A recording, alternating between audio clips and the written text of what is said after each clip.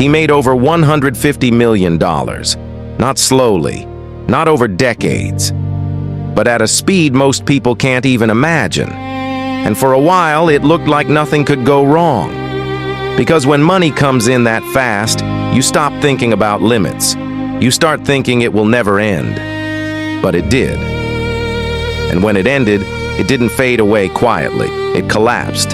Debts, lawsuits, properties taken, and a man who once had everything was suddenly working just to survive.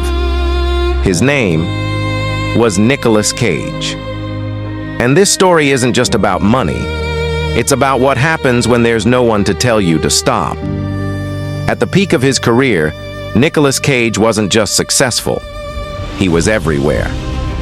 In the late 1990s into the early 2000s, he became one of the highest-paid actors in Hollywood. Movies like Face Slash Off and National Treasure turned him into a global name.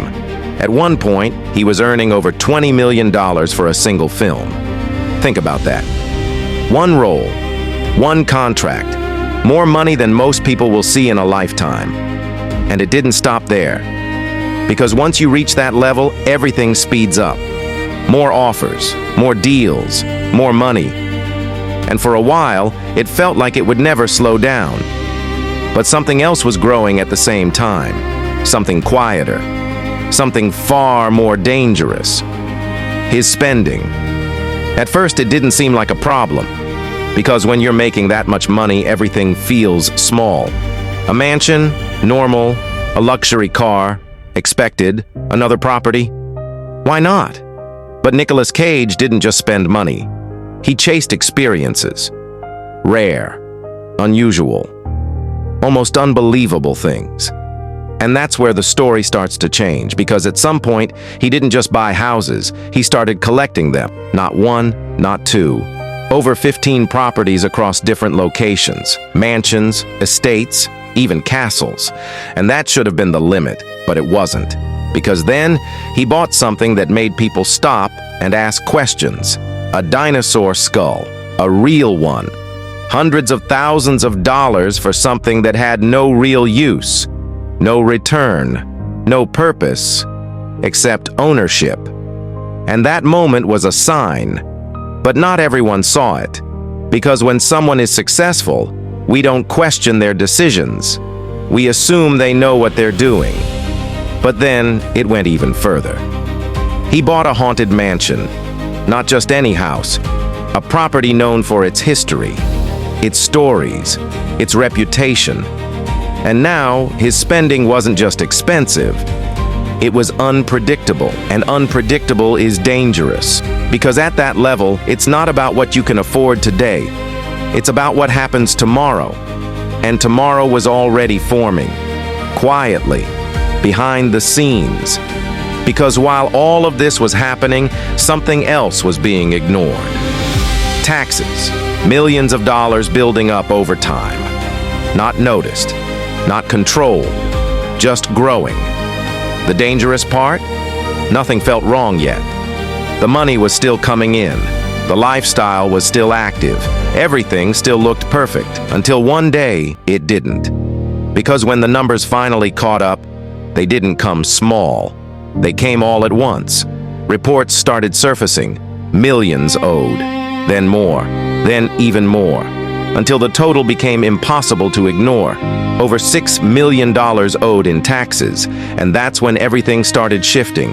Because debt at that level doesn't wait. It doesn't give time. It starts taking. Properties, assets, control. One by one, the things he once owned started disappearing. Homes were sold, properties seized, collections gone.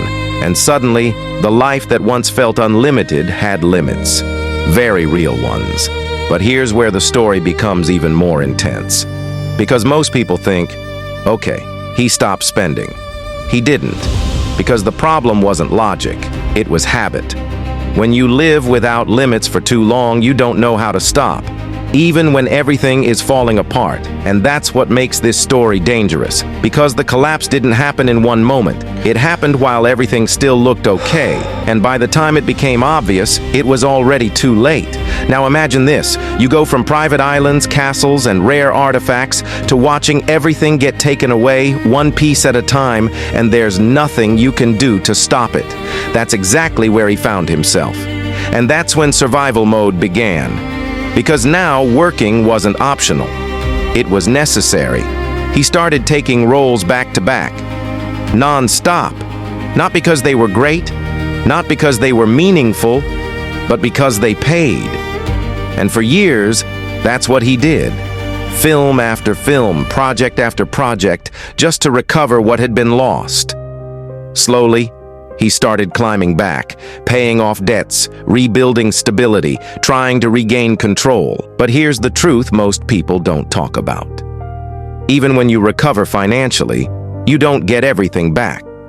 The lifestyle, the freedom, the illusion of unlimited choice. That version of life was gone.